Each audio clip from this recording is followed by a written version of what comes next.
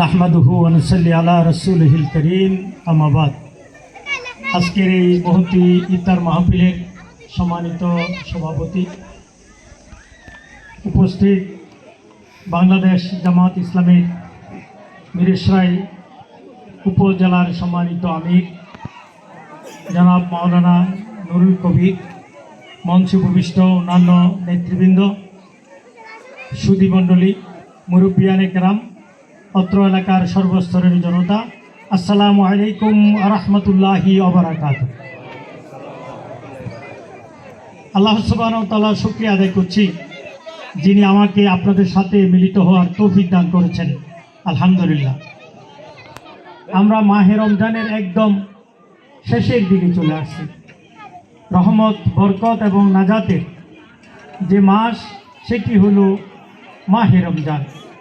আল্লাহ রাব্বুল আলামিন এই মাহে রমজানটা কি, কেন, কি জন্য, কিভাবে করতে হবে, এগুলো কোরআন শরীফে বিস্তারিত বর্ণনা করে দিয়েছেন। আল্লাহ বলছেন, ইয়া আইয়ুহাল্লাযীনা আমানু কুতিবা আলাইকুমুস সিয়াম কামা কুতিবা আলাল্লাযীনা মিন ক্বাবলিকুম লাআল্লাকুম তাত্তাকুন। কুতিবা আলাইকুমুস সিয়াম, তোমাদের উপরে রমজানের এই রোজা ফরজ করে দেওয়া হয়েছে। ওই সমস্ত উম্মতদের উপরও এক সময় যারা ছিল তাদের উপরও ফরজ ছিল। কেন? আল্লাহ রাব্বুল আলামিন বলছেন লাআল্লাকুম তাত্তাকুন, যাতে করে তোমরা তাকওয়া অর্জন করতে পারো।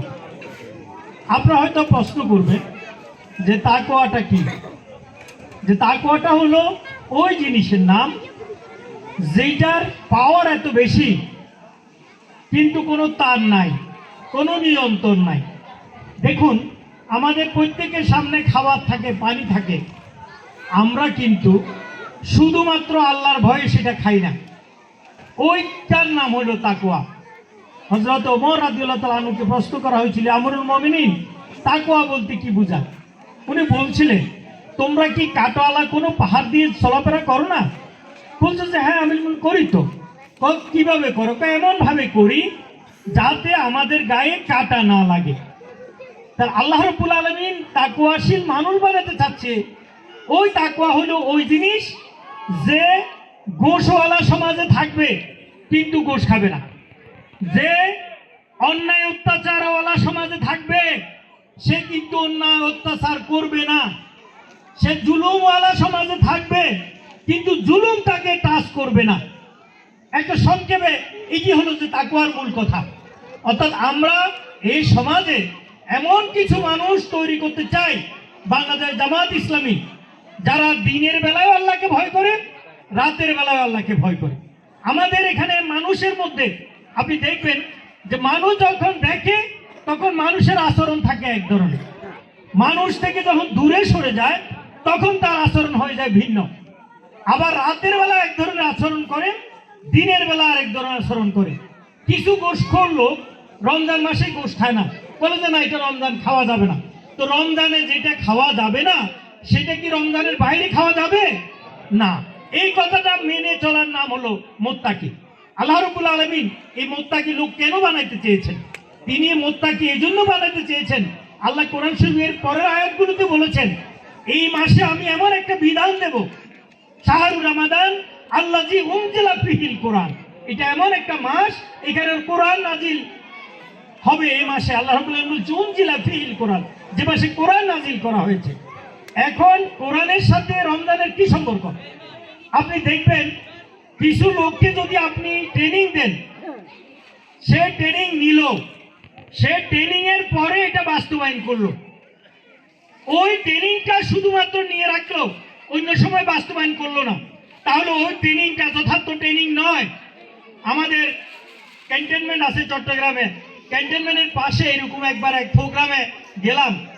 সে এলাকার লোকদেরকে জিজ্ঞাসা করা হলো, ভাই সেনাবাহিনীর কাজ কি?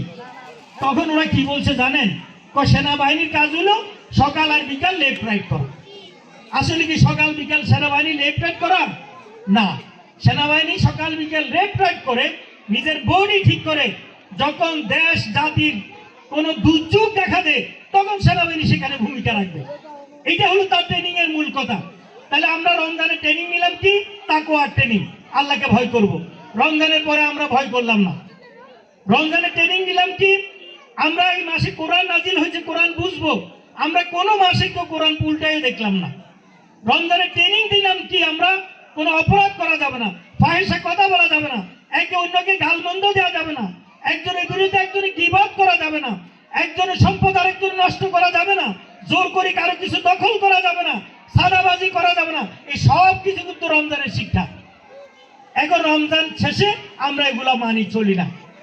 আমাদের সমাজ ব্যবস্থার এইরকম অবস্থার কারণে আল্লাহ রসুল যে হাদিসটা আমাদের অমিত শাহ বলেছেন, যে রোজা রাখার পরেও জীবনের গুনাহ মাফ করতে পারে নাই, তার জন্য কিন্তু বদদোয়া, লানত। তাহলে আমরা রোজা রেখে ওই অপরাধটা করে যাচ্ছি, তাহলে রোজা আমাদের কোনো কাজে আসতেছে না, বরং রোজা আমাদেরকে বদদোয়া নিয়ে আসতেছে। এই জন্য রোজাদারদেরকে সচেতন থাকতে হবে, সতর্ক থাকতে হবে। তারা রমজানে যেভাবে নিজেদেরকে গড়ে তুলবে, রমজানের পরেও নিজেদেরকে সেভাবে পরিচালিত করবে। বাংলাদেশ জামাত ইসলামী সেইভাবে কিছু মানুষ বানাতে চায়।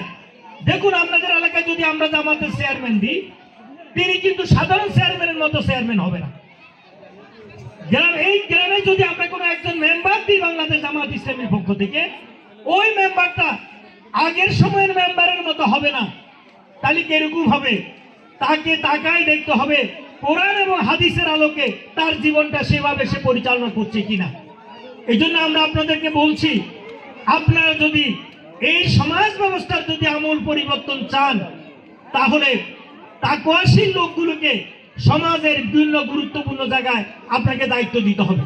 আমাদের সাধারণ মানুষের কাছে তাকওয়ার লেবাস হলো কি, যদি লোকটার জামা কাপড় লম্বা হয়, দাড়ি থাকে, টুপি থাকে, সেই লোকটা আমরা তাকওয়াশীল বলি সাধারণত মনে করে থাকি।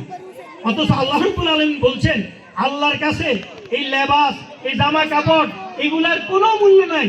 তার কাছে মূল্য হলো ওই জিনিস যে বেশি আল্লাহকে ভয় করে। ইন্না আকরামাকুম ইনদাল্লাহি আতকাকুম। আল্লাহর ভয় যার কাছে আছে, সে ব্যক্তি হলো আল্লাহর কাছে সম্মানিত। তাহলে লোকটা জামা লম্বা হোক ছোট হোক কোনো বিষয় না, টুপি মাথা আছে কি নাই বিষয় না, লোকটা যদি আল্লাহওয়ালা হয়, আল্লাহকে ভয় করে চলে, ওই লোকটা দিয়ে সমাজ ব্যবস্থার পরিবর্তন করা সম্ভব।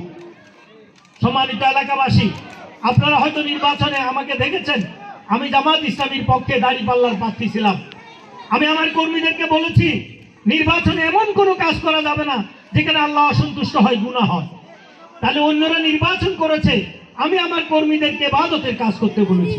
যদি আল্লাহর হুকুম মোতাবেক আপনি সব কাজ পরিচালনা করেন, তাহলে সেটা ইবাদতের ভিতরে গণ্য হয়ে যাবে। আমরা আপনাদেরকে আহ্বান জানাতে চাই, জামাত ইসলামী নির্বাচন করলে সেটা ইবাদতের ভিতর গণ্য করবো আমরা। জামাত ইসলামী সালিশ করলে সেটা ইবাদতের ভিতর গণ্য হবে। জামাত ইসলামী স্কুল কলেজের শিক্ষকতা করলে সেটাও কিন্তু ইবাদতের ভিতর গণ্য হবে। আমরা সেইভাবে একটা সমাজ পরিবর্তন করতে চাই। সেই পরিবর্তনের পক্ষে আপনাদের ভূমিকা রাখতে হবে। আপনার মা বোনদেরকে গিয়ে আমাদের কথাগুলো বলবেন। বাচ্চারা এখানে আসছে, বাচ্চা তোমরা আসতে তো, শুনো তো, আমার কথা শুনছো তোমরা? এদিকে তাকাও। তোমরা, আমরা দেখেছ আমি তোমাদের এখানে নির্বাচন করছিলাম, আমার মার্কা কি বলতে পারবা? মাশাআল্লাহ, আমার মার্কা ছিল দাড়িপাল্লা। দাড়িপাল্লা ন্যায়ের প্রতীক, দাড়িপাল্লা হকের প্রতীক। দাড়িপাল্লার পক্ষে আমরা দ্বীন এবং শরীয়তের পক্ষে মোটিভেশন চালাচ্ছি মানুষের কাছে। যারা আমাকে ভোট দিয়েছেন, আমি প্রতিদিন রাত্রে আপনাদের জন্য দোয়া করি যে আল্লাহ রাব্বুল আলামিন, তাদেরকে আমি কিছুই দিতে পারছি না, তুমি তাদেরকে উত্তম দাদা এবং খায়ের দান করো, তাদেরকে হেফাজত করো এবং তাদেরকে বিপদ আপদ থেকে তুমি রক্ষা করো। আল্লাহ রাব্বুল আলামিন আমাদের সবাইকে কবুল করুন, আমিন। ওয়া আখির দাওয়ানা আলহামদুলিল্লাহি রাব্বিল আলামিন। আসসালামু আলাইকুম ওয়া রাহমাতুল্লাহি ওয়া বারাকাতুহু।